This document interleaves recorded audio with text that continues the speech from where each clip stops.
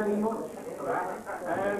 This next song is something I don't think anybody has ever sung apart from Stuart. I haven't sung it myself till this afternoon, so it's going to be a bloody shambles. There's a bit of history in here. I was going through me piles of tape, and what I have, I should see some of them. Like that. I've got boxes and bags and stuff full of this shit. Terrible. And I came across a page of this next item. I'll call it an item rather than a song. And I remember Stuart doing this, and I always thought it was brilliant. I always thought it was great. I can remember some of it, but I only had one page of the words, and so I was snooping. So I was talking to Jean on the phone the other night. She said, "Are you all right for the do on Friday?" I said, "Well, I might be." She said, "You better bloody come." I said, "I'm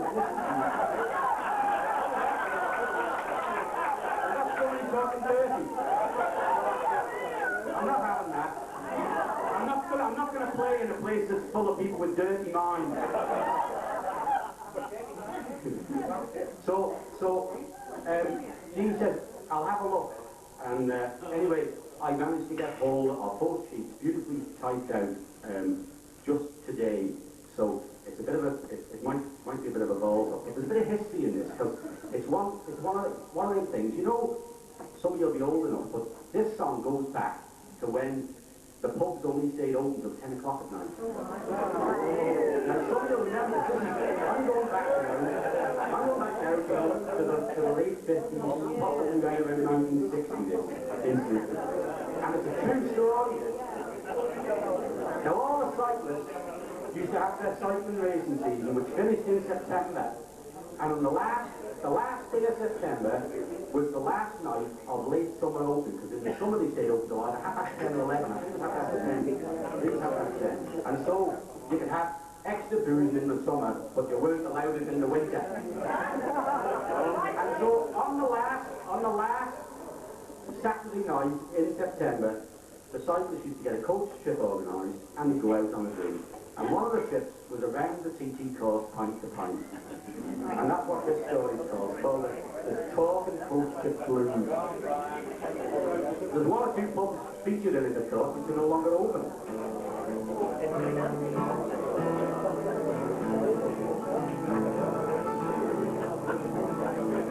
If you want a night out, geez, what you got to do, you got to take some of the boys along with you. Hire a coach and a driver, of course, and a pint to pint around the TT course. Call in each pub. Have one pint of each. Carry on to the next. Well, we hired a coach one Saturday and set out on our merry way. There was John and Alan and Jim and Keith and me and Fadge and also Pete. Those are the original names in it. Drinking brown, barley wine, and Mackey's mix with bitter. Like, why you got me some age to remember drink like that?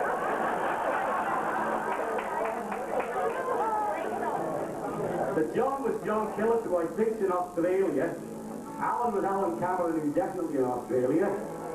Keith Collis, I think, is still in Castledown, and Stuart and Fadge was John Farragut, John from the post office.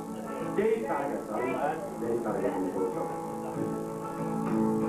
We didn't blame the girls this time. They couldn't drink pints of gin and lime. Besides, they all get full pretty quick, and they have one sniff, and then they're sick. They can't take it. One glass of orange, and they're staggering all over the place.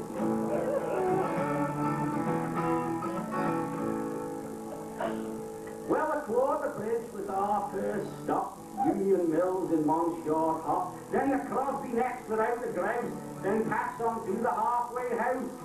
Glasses clinking, money chinking, and all the boys just drinking and drinking and a-sinking.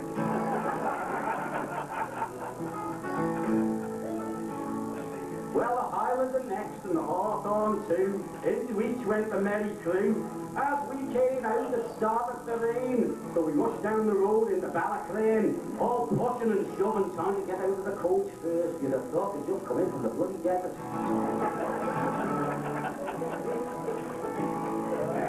Well, the boys come out all shouting and yelling and tore up the road towards Glen Helen. Some of the boys were under the weather and some of the others were singing together. Folk songs, pop songs, country and western songs, but mostly dirty songs.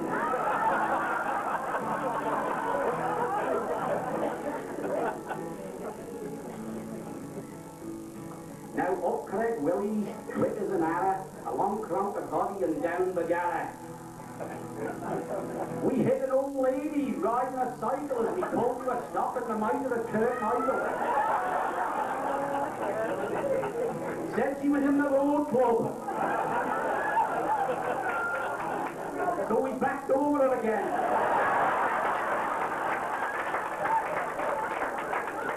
Twice.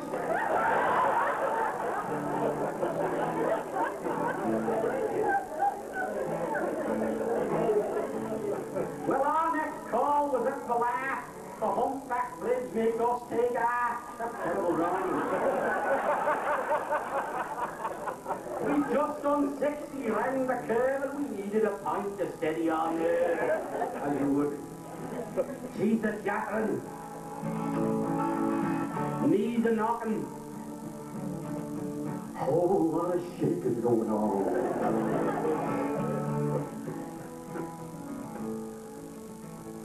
Well, the number of pints we'd had was 10 by the time we got to the Sulby Glen. So after we had paid that call, we carried on to the Ginger Hall. Had a game of darts. Couldn't even see the ball. Finished up with one dart in the piano. One out through the window. And one sticking in the balmy pedestre.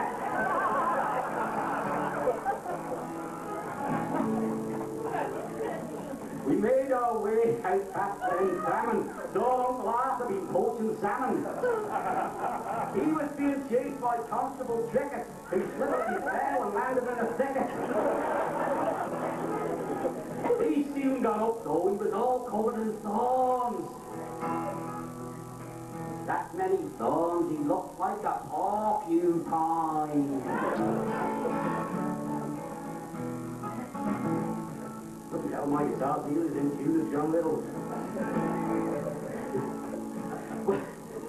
Well, the Central and Ramsey made lucky 13. Then we headed home, what a funny scene. The coach had to stop every mile or two, because the ale that we had just ran straight through. We couldn't hold it. Had to keep getting out. The flowers on the mountain bloomed that night.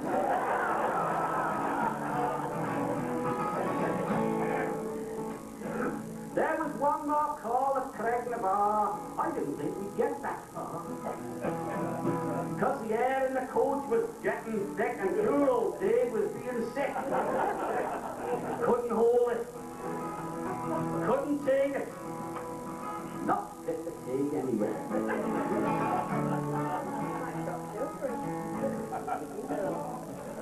We had one there and headed home, and then I don't think the lads will try that trip again. I just lay there next... Oh no, bloody hell, I fucking fell. Next day, me mouth felt like 6 stewards. I just lay there in bed and cursed the brewers.